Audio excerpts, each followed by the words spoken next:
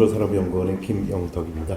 앞에서 우리 이용일 박사님께서 그 건설산업이 추구해야 될 전반적인 그런 어떤 가치부터 거기서 그 실행 단계까지 어떻게 가는지 아주 포괄적으로 설명을 해주셨습니다. 그래서 저는 이제 그거를 좀 받아서 실질적으로 지금 사실은 이제 그 ESG라고 하는 부분이 이제 기업들 차원에서 보면 많은 기업들하고 얘기를 해보면 실무적인 차원에서 어떤 접근을 해야 될지 또 우리가 하고 있는 지금 ESG 경영이라고 할 수 있는 그 제반 활동들이 과연 글로벌에서 요구하는 ESG 경영이라고 하는 부분에 어느 만큼 충족하는 건지 이런 의문점들을 많이 제시를 하십니다.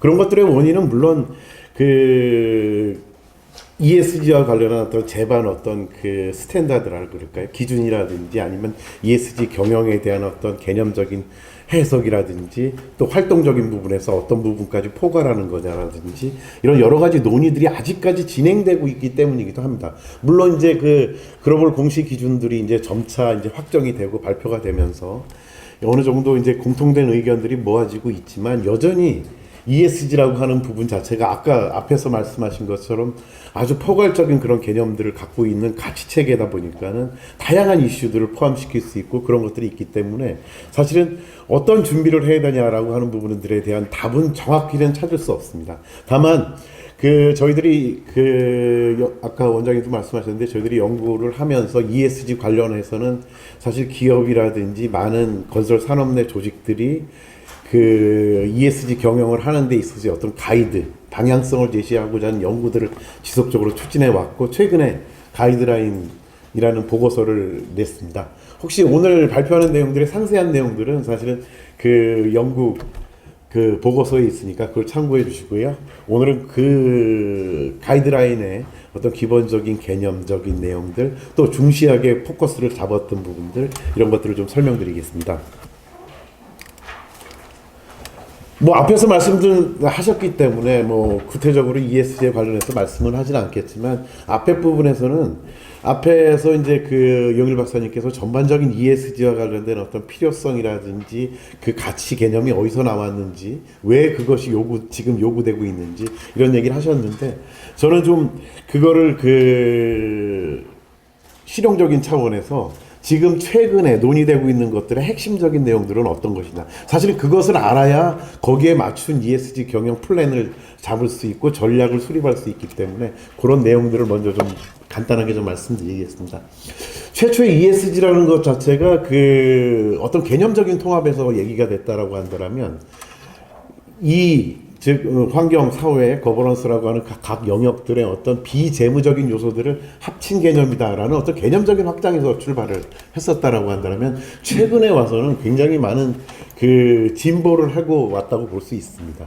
어떤 우리가 이제 흔하게 이제 ESG 하면은 성과 기준 또 어떤 평가의 도구로서의 어떤 그 기준이라고 하는 부분들에 대해서 신경을 많이 쓰지만 최근에 실질적인 논의들을 보게 되면 규범 제도화되는 단계에서 어떤 아까 앞에서 말씀하신 것처럼 이 ESG가 정말로 추구하는 진정한 가치가 무엇이냐 그것들을 실현시키려는 노력이 무엇이냐 라고 하는 개념적인 부분으로 확장되고 있습니다. 이러다 보니까 ESG를 전반적인 이해관계자의 관점 앞에서도 굉장히 많이 강조를 해주셨었는데 이 이해관계자들의 관점에서 이 관련된 영역들에 대한 해석들이 최근에 가장 근접한 접근이라고 볼 수가 있겠습니다. 각각의 분야별로 보게 되면 최근에 그 논의되는 것들을 보게 되면 그 아무래도 이제 환경 부분은 어떤 논의 자체가 기후변화 대응이라는 필요성들 이런 것에서 나왔고 그것의 어떤 구체적인 실천으로서의 어떤 규제화 이런 것들이 이슈가 됐다라면 최근에 와서는 더 나아가서 이와 같은 그 전반적인 그 친환경성을 고려하기 위한 그린 산업의 문제, 에너지 전체의 어떤 전환 문제 이런 이슈들로 굉장히 확장되고 있다는 것을 알 수가 있습니다. 사회 문제는 더욱더 그렇습니다. 우리가 일반적으로 그 이전에 있었던 그 사회라는 개념에서의 사회적인 책임이라든지 어떤 지역사회에 대한 기여, 또 인권의 문제, 사람의 문제, 소비자의 문제 이런 부분들이 훨씬 더 많이 확장이 되고 있습니다. 소비자의 범위 자체도 굉장히 타겟도 명확하게 또 그것이 또 그 생산 과정에서 참여하는 사람들의 어떤 유형 분류까지 아주 다양한 맞춤형 인권의 문제, 이런 문제들이 많이 늘어나고 있다는 것을 알 수 있습니다. 오른쪽 그림에서 보시는 것처럼 이게 최근 인권 그 분쟁 추이거든요. 폭발적으로 늘어나고 있습니다. 사실 인권과 관련한 어떤 민원 상담이 뭐 폭발적으로 늘어나고 있는데, 이런 것들을 볼 수 있다시피 그만큼 우리가 ESG 성장이라고 하는 부분이 커지면서 인권에 대한 관심들이 늘어나고 있다는 것을 알 수 있습니다. 또 한 가지 문제는 우리나라에서 가장 큰 그 기업들이 안고 있는 가장 큰 문제가 무엇이냐, ESG 관련해서 문제 설문을 하게 되면 전부 다 공급망 관리와 관련된 문제를 제기합니다. 그 이유는 바로 그 좌측 그림에서 나와 있다시피 약 한 80% 이상이 이 ESG 사회 부분에서 공통적인 이슈로 나오는 공급망 관리와 관련해서 80% 정도가 뭘 준비해야 되고 어떤 대응을 해야 될지 모르겠다라고 하는 내용들 때문에 그런 겁니다. 이러다 보니까 우리나라에서는 굉장히 공급망 관리라는 부분이 굉장히 큰 이슈가 되고 있습니다. 또 소비 영역으로도 마찬가지입니다. 그런 어떤 사회적인 가치, 사회적 책임 가치, 사회적 책임 투자처럼 어떤 가치와 어떤 책임을 강조하는 그런 분위기들이 소비에까지 지금 전달되면서 가치 소비라고 하는 부분들이 굉장히 많이 늘어나고 있고, 이것에 대한 관심들이 최근 설문조사를 보더라도 폭발적으로 저렇게 늘어나고 있는 것들을 볼 수가 있습니다. 거버넌스 분야에 있어서는 아무래도 이것이 그 최초의 이제 거버넌스라고 하는 부분을 지배 구조라고 하는 개념에서 접근하다 보니까 지배 구조의 어떤 체제라든지 주주 의사권에 대한 그 행사를 어떻게 보호하고 또 보호하기 위한 공개성, 투명성을 어떻게 가져가야 되느냐라는 이슈들이 있었다라면, 최근에 ESG 인식이 점점 확산되면서 보시는 것처럼 지난 3년 사이에만 해도 폭발적으로 늘어나고 있거든요. 이런 ESG 관심들이라는 것들이 늘어나면서 이 단순히 지배구조라는 어떤 체제적인 문제를 벗어나서 이해관계자의 범위까지 가서 이 기업이 얼마만큼 이해관계자를 고려하는 경영을 하느냐라고 하는 부분까지 거버넌스라는 개념으로 많은 ESG 전문가들이 그 거버넌스를 단순히 그냥 지배구조로 해석하는 것들에 대한 경계를 많이 제시하는 이유가 바로 그것이라고 볼 수 있습니다. 이해관계자의 범위라고 하는 부분을 넓게 해석을 함으로써 다양한 활동들을 거버넌스에서 충족해야 된다라는 어떤 필요성이라고 볼 수 있습니다. 무엇보다도 우리 기업들이라든지 산업 차원에서의 가장 큰 이슈 문제는 공시 문제일 겁니다.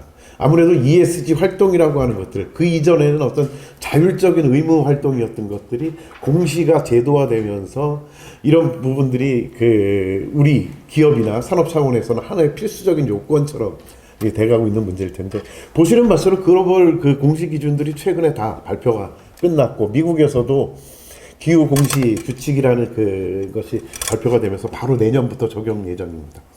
뭐 이런 것들의 발전들을 보게 되면 사실은 기업들 차원에서 또 산업 차원에서 준비 차원에서 보면 오히려 긍정적인 측면이 있습니다. 왜냐하면 어떤 보시는 바처럼 오른쪽에서 보시는 바처럼 어떤 공통적인 컨센서스가 있거든요. 그런 이슈들이라고 하는 부분들이 좀 더 명확하게 구체화된다라고 하는 측면에서는 이런 공시제도의 발전이라고 하는 것 자체가 그런 사회적인 요구를 반영하고 있다고 볼 수 있겠습니다. 그런 것들이 이제 공시가 이제 제도화되는 데 있어서 우리가 가장 큰 문제점.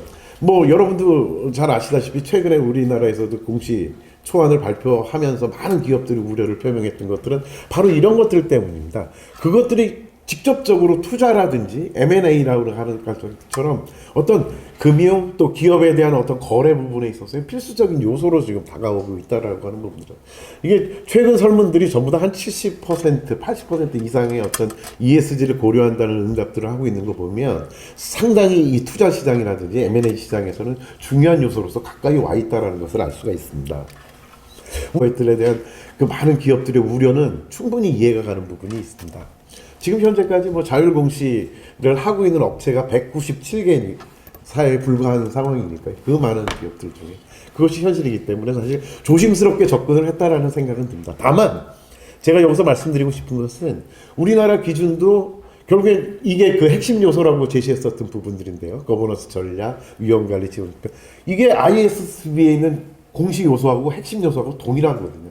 그러니까 제가 말씀드리고 싶은 우리나라도 어쩔 수 없이 글로벌 기준이라고 하는 공시 기준에 맞춰서 갈 수밖에 없습니다. 뭐 S3가 빠졌다. 앞에서 이제 설명을 다 하셨기 때문에 그 S3라고 하는 부분이 빠져서 다행이다라고 얘기를 하지만 그것이 과연 계속해서 갈 수 있겠느냐? 많은 전문가들이 이미 S3를 포함시켜야 된다라고 문제 제기를 하고 있거든요. 그러니까 이런 부분들에 있어서 우리도 글로벌 기준에 맞춰가려는 성향이 늘어날 것이다라는 생각이 듭니다. 더구나 실질적으로 지금 ESG와 관련한 것들이 그 채권 등 어떤 그 투자의 대상이 되고 투자의 도구가 되고 있거든요, 사실은. 그러한 측면에서 보면 특히 이게 왼쪽 하단에 보시는 것처럼 우리나라 기업들이 가장 ESG에 있어서 굉장히 그 현안이라고 생각하는 부분들이 환경이나 사회 문제입니다. 특히 사회 문제 부분에 있어서 굉장히 애로점들을 얘기를 하고 있거든요. 이런 점에서 보면 사실은 이런 금융적인 발전지라고 하는 부분 자체에서 ESG가 성장해 가면서 우리가 사회적인 이슈들, 아까도 앞에서 말씀드렸다시피 사회적인 이슈 굉장히 다양하거든요. 그러니까 앞으로는 금융시장에서도 ESG라는 이슈라고 하는 부분들이 사회 환경이라는 부분에서 다양하게 도출될 거다라는 것들을 알 수 있습니다. 이게 우리나라가 본격적으로 2019년부터 사실은 정부가 이제 좀 나서서 지금 추진하고 있는 것들을 정리한 건데, 다만 이러한 부분들이 사실은 그 통일성 있게 진행되고 있느냐라고 한다면 아직까지는 그렇지는 않습니다. 다만 이것들이 점점 가속화될 것은 분명하다라고 볼 수 있습니다. 건설업에 있어서 그렇다면 ESG 어떻게 볼 거냐라는 문제인데, 지난번 세미나에서도 한번 그 설명드렸었던 부분이기도 한데, 우리 건설 산업이 갖고 있는 어떤 속성상 사실 ESG의 영향은 굉장히 크다라고 볼 수 있습니다. 뭐 당연히 우리가 자원이라든지 에너지 사용량이 많다라는 것은 앞에서도 말씀드렸다시피 그런 상황이 있고요. 또 생산 과정에서 다양한 이해관계자들이 존재하게 됩니다. 이 이해관계자들이 추구하는 각각의 이해관계 간의 충돌 가능성이 굉장히 많은 것들. 근데 결국엔 이런 것들이 최종 생산물의 어떤 품질, 안전, 어떤 제방 기능의 어떤 효율성, 효과성, 이런 부분들을 좌우하는 결정적인 요인이라고 하는 부분들입니다. 이러다 보니까 최종 결과물까지 가는 데 있어서의 고려 요소들이 굉장히 많다는 부분에서 ESG는 우리 건설업에서는 큰 도전이라고 볼 수 있습니다. 보시는 바처럼 그 제1차 탄소 중립 녹색 성장 기본 전략을 우리나라에서 발표했는데, 거기에서도 상당 부분이 건설업과 관련됐다라는 것을 알 수 있습니다. 앞에서도 일부 설명이 있었지만 우리가 지금 이제 그 건축물과 관련해서 갖고 있는 정책입니다. 근데 저는 정책들이 여태까지 갖고 있는 범위를 들으면 이제 이것들이 이제 공공시장에서만 저렇게 작용을 해왔었는데, 우리 건설업의 입장에서 보면 전체 시장의 한 70% 이상, 80% 가까이가 민간 시장입니다. 여기에 이런 부분들이 확장될 것이다라고 예정돼 있기 때문에 사실은 그만큼의 준비를 해야 되는 상황이긴 한데, 이런 앞에서 말씀드린 어떤 ESG의 어떤 확산 분위기와 함께 이와 같은 그 제도화의 요구 자체는 굉장히 빠르게 급진전될 가능성이 있다라고 볼 수 있습니다. 그것이 바로 시장이 바로 그대로 보여주거든요. 각각의 녹색 시장이라든지 에너지 시장들이 폭발적으로 늘어나고 있다는 것을 그대로 보여줍니다. 사회 부분에 있어서도 아까도 말씀드렸지만 여러 가지 이슈가 있을 수 있지만 우리 건설업이 안고 있는 기본적인 이슈들이 있습니다. 기본적인 문제들이 있습니다. 맨 좌측 위에 상단에 보시는 것처럼 근로 환경, 이게 건설 현장이라는 환경이다 보니까 아무리 그 환경 개선 노력을 하더라도 여전히 낮은 환경 만족도거든요. 3D 산업이라고 하는 것 자체가 그런 데거든요. 또 한 가지는 밑에 보시는 것처럼 인적 속성이 바뀌고 있어요. 우리 건설업에 있어서 고령화가 급격하게 늘어나고 있고요. 그 고령화 인력의 대체라고 하는 부분에 있어서 상당 부분 외국 인력이라든지 어떤 여성 인력들의 고용들이 늘어나고 있는 것들이 우리 현입니다. 그러니까 우리나라 기존에 갖고 있는 전통적으로 갖고 있는 산업 내 어떤 인적 요소의 변화들도 굉장히 가속화되고 있고, 오른쪽에 있는 우리 건설 산업 내의 어떤 불공정 문제라고 하는 부분들은 지속적으로 제기될 수밖에 없는 상황입니다. 보시는 것처럼 여성 인력, 그러니까 전통적으로 ESG에서 이슈를 삼고 있는 인권의 문제에 있어서도 우리 건설업은 굉장히 취약한 부분일 수 있습니다. 아까도 말씀드렸지만 그 공급망과 관련한 이슈들이 우리 기업들이 가장 큰 걱정이라고 얘기하고 있는데, 우리 건설업에 있어서 더 큰 문제라고 보입니다. 사실은 우리처럼 광범위한 그 공급망, 또 공급망의 그 범위 자체, 활동 범위가 제조업과는 굉장히 다릅니다. 거기는 물품을 조달하는 차원에서의 어떤 각각의 역할 배분이라고 한다면, 우리는 시공이라고 하는 부분도 있고 책임이라는 것이 같이 맞물려 있습니다. 채공시설물까지 가는 데 있어서. 이런 부분에 있어서 공급망 관리라고 하는 것들이 나중에 최종 결과물에 있어서 책임이 누구냐라고 하는 부분들에 대한 분쟁이 우리 산업 내에 많은 것들은 바로 우리 공급망 관리가 그만큼 어렵다라는 것을 얘기를 하고 있는 거거든요. 그래서 그런 부분에서의 어떤 대응 이슈들도 굉장히 많지 않겠나라고 보고 있습니다. 우리 그 건설업에 있어서는 거버넌스 관련된 특히나 이제 그 어떤 지배구조 체제와 관련돼서는 큰 이슈 제기가 없지 않냐라고 얘기하지만 실질적으로 그렇지는 않습니다. 보시는 바처럼 우리 그 많은 건설 기업들에 있어서의 어떤 투명성, 공개성, 그 다음에 특히 이제 지배구조의 어떤 구성상에 있어서의 문제, 이런 문제들, 또 그 법률적으로 그 지키도록 하고 있는 어떤 준수 의무들의 준수 정도, 이런 부분에서 사실 건설업이 굉장히 좀 취약한 부분들이 있거든요. 이런 부분들이 여전히 그 늘어날 것으로 보고 있고요. 보시는 것처럼 이제 평가 등급만 받은 걸 보게 되면 상장사들이다 보니까는 아무래도 저렇게 그 사실 산업 평균보다는 높게 나타납니다. 다행히 거버넌스 평균. 그렇지만 말씀드린 것처럼 우리 상당수의 건설 기업들이 중견 중소기업이라는 측면에서 보게 되면 사실 오른쪽에 있어서 전체 기업을 그 600개가 넘는 전체 기업을 대상으로 거로 보면 우리도 샘플 수가 늘어나면 굉장히 그 지배구조 관련된 그 문제 제기가 많이 될 수 있다라는 것들을 알 수가 있습니다. 또 한 가지는 그런 부분입니다. 오른쪽에서 나타나는 것은 이런 부분들이 직접적으로 산업에 대한 어떤 선호도하고도 깊은 관련성이 있거든요. 이 부정적인 이미지의 하나의 그 원인 제공을 하고 있는 부분도 거버넌스의 큰 이슈라고 볼 수 있고, 무엇보다도 컴플라이언스, 준법 경영의 문제는 우리 건설 산업이 안고 있는 큰 이슈라고 볼 수 있습니다. 그래서 그 향후에 우리 건설 산업에 있어서 사실 이제 그 우리 건설 산업이 전통적으로 안고 있는 문제들이 있습니다. 생산성 향상, 저하의 문제, 앞에서 말씀드렸던 불공정의 문제, 이런 부분들이 최근에 또 ESG라고 하는 새로운 부분들이 요구되면서 우리 건설 산업에 다양한 요구들이 늘어나고 있습니다. 기존에 안고 있는 문제들의 ESG라고 하는 부분들이 그 확산되면서 발생되는 어떤 인권의 문제, 공급망의 문제, 산업 안전에 중시하는 부분들이 더 강조되는 것들, 품질 강조의 문제, 이런 것들이 복합적으로 나타나고 있어요. 이러한 부분들, ESG라고 하는 부분에 있어서 우리가 이걸 어떻게 접근해야 될 거냐라고 한다면 사실 이 모든 것들이 사실은 건설 산업의 지속 가능성하고 관련성이 있거든요. 그러한 천에서 이러한 부분들을 포괄적으로 접근할 수 있는 방향에서 건설업이 좀 준비를 해야 되겠다라는 생각을 하고 있습니다. 특히 환경 영역에서는 분명히 그 고려 해설 요소들이 명확히 있습니다. 우리 이제 기존에 이제 앞에서도 말씀드렸듯이 자연자본을 워낙 활용도가 높은 산업이고, 또 프로젝트의 다양성, 참여자들의 다양성으로 인해서 환경적인 어떤 책임의 문제, 범위의 문제, 관리의 문제, 이런 부분들이 굉장히 폭넓다라고 하는 부분들에 대한 대응들. 또 우리 그린워싱의 문제에 있어서도 우리 건설업은 굉장히 좀 쉽지 않은 측면이 있습니다. 아까도 말씀드렸듯이 다양한 생산 참여자들로 인해서 결과물이 나왔었을 때 결과물에 있어서의 어떤 해석에 있어서의 어떤 그 논쟁에 있어서 각각의 그 주체들의 어떤 그 공시 문제로 가게 되면 환경의 성과들에 대한 명확한 해석들을 하기 어렵다는 부분에서 그린워싱의 가능성도 많은 것이 우리 건설 산업이거든요. 사실 그런 부분이 있습니다. 사회적인 부분에 있어서는 뭐 다른 것도 여러 가지 있겠지만 건설 산업은 대표적인 계약을 기초로 하는 산업입니다. 신뢰와 그 상호 협력을 전제로 한 것이 건설 산업의 생산 과정이고 사업의 그 진행 과정입니다. 이러한 측면에서 보게 되면 결국에는 ESG에 있어서의 우리 건설 산업에서 요구하는 부분의 핵심은 결국엔 참여와 협력이라고 하는 부분일 가능성이 굉장히 높습니다. 앞에서 이용일 박사님이 강조했었던 부분이 바로 이것 때문에 그렇기도 하다라고 저는 생각을 하고 있고요. 또 전통적으로 건설 산업은 이 사회 경제적인 요구 수준이 높은 산업입니다. 잘 아시다시피 지역이라든지 경제에서 차지하는 그 비중 때문에 굉장히 그 건설 산업에 대해서는 굉장히 많은 사회적인 공공성을 요구를 하는 부분들이 분명히 있습니다. 이런 부분들이 사회의 ESG 영역에 있어서 굉장히 공통적으로 많은 이슈들을 발생시킬 가능성이 높다라는 특성들을 가지고 좀 접근을 해야 될 필요성이 있고요.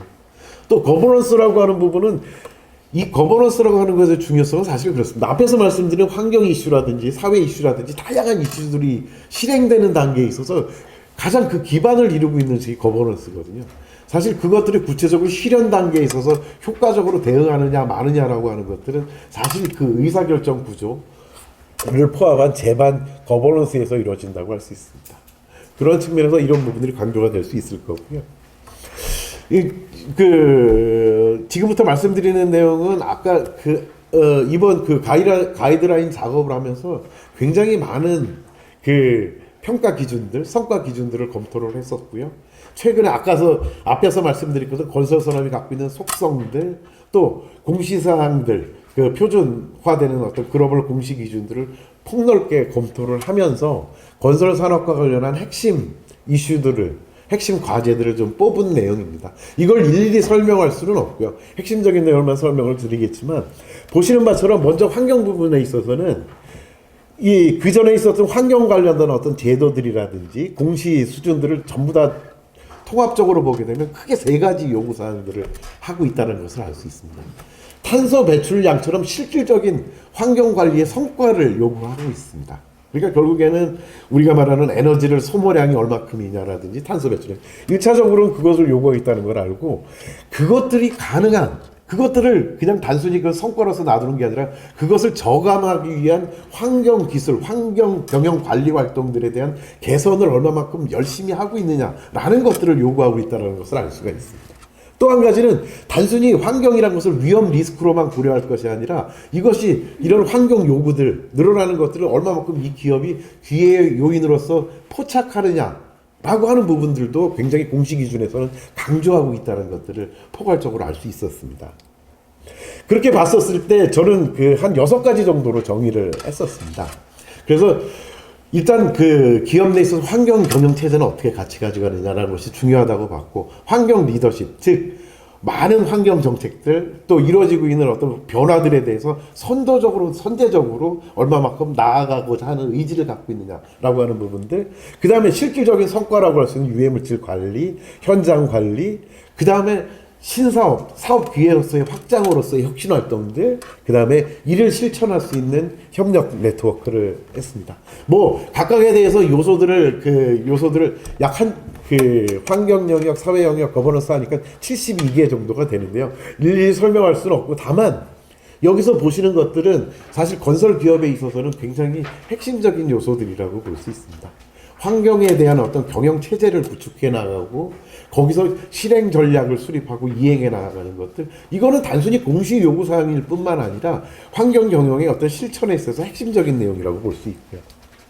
그 다음에 아까도 말씀드렸지만 리더십이 공시 사안에서는 이 부분을 굉장히 많이 강조를 합니다. 특히 이제 ISSB라든지 그 글로벌 공시 기준에 있어서는 얼마만큼 환경에 있어서 리더십을 갖고 나가느냐, 즉 정책 변화라든지 환경 변화에 맞춰서 얼마만큼 선제적으로 대응하느냐, 이것들을 굉장히 요구를 하고 있습니다. 이러한 부분에서도 또 물론 아까도 말씀드렸지만 유해물질 보전 관리에서도 여러 가지 요구 사항들을 하고 있는데, 우리 건설업에 있어서는 특히 제가 생각해서 4번, 5번이 가장 중요하지 않을까라고 생각을 하고 있습니다. 특히 이제 폐기물 중에, 전체 폐기물 중에 우리 건설 폐기물이 약 한 60%를 차지했습니다. 전체 산업 폐기물에. 그러한 차원에서 이 건설 폐기물 관리라고 하는 부분이 굉장히 큰 이슈가 될 가능성이 높고, 또 우리 건설 현장에서 발생되는 화학 물질에 대한 별도의 관리 법률을 갖고 있습니다.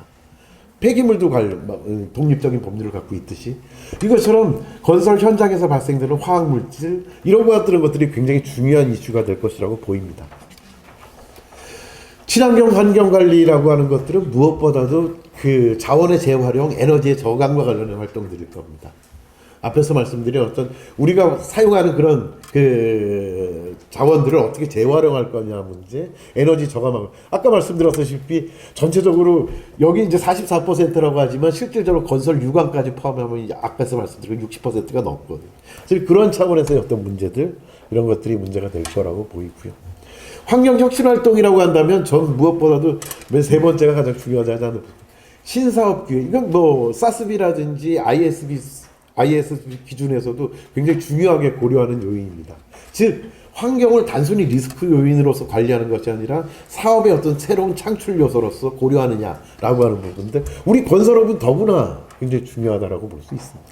우리 환경과 관련해서 제반 플랜트 시설이라든지 이런 것들이 또 환경 사업으로의 가고자 하는 많은 기업들이 지금 그런 변모들을 시도하고 있다는 측면에서 굉장히 이런 것들이 중요하다라고 보이고, 사실 이런 것들은 아까도 말씀드렸지만 환경과 관련한 재반 문제가 발생이 됐었을 때, 환경 리스크가 발생할 때 실질적으로 이 리스크의 원인이 무엇이냐라고 하는 부분들이 생산 참여자가 워낙 다양하다 보니까 굉장히 어렵습니다. 결국엔 그것들을 완화시키기 위해서는 결국엔 어떻게 협력적인 네트워크를 계속해서 강화해 나가느냐라고 하는 것이 환경 성과에 직접적인 영향을 줄 가능성이 굉장히 높습니다.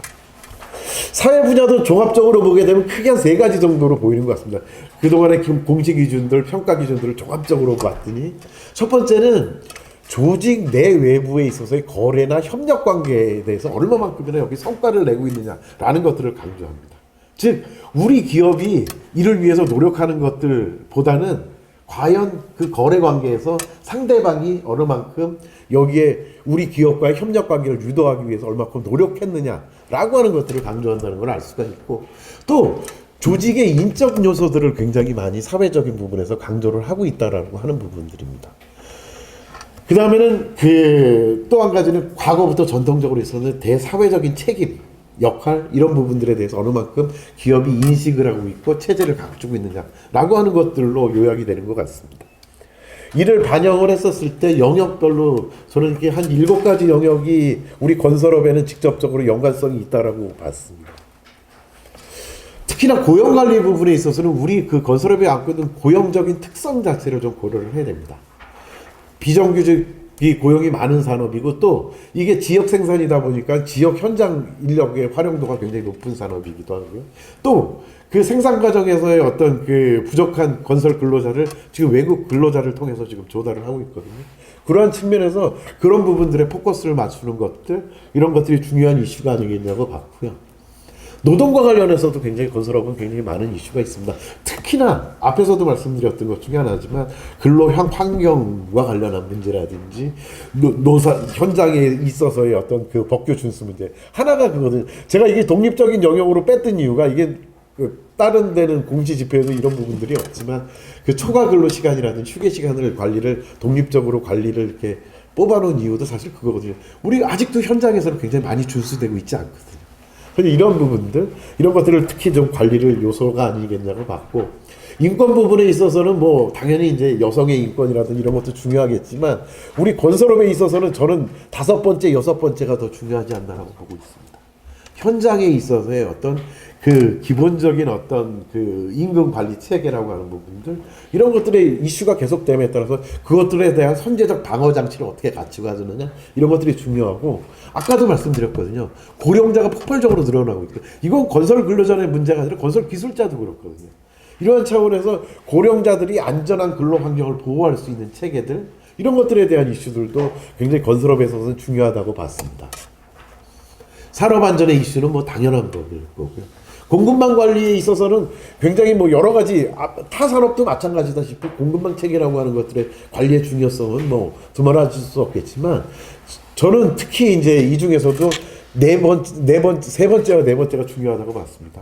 우리 그 건설업에 있어서의 굉장히 많은 문제들이 공정거래와 관련돼서 발생되는 문제들입니다. 불공정 거래와 관련된 관행들이 여전히 많이 무는 이슈라고 보면서 그런 부분들에 대한 대응들이 굉장히 핵심 이슈라고 보고 있고요.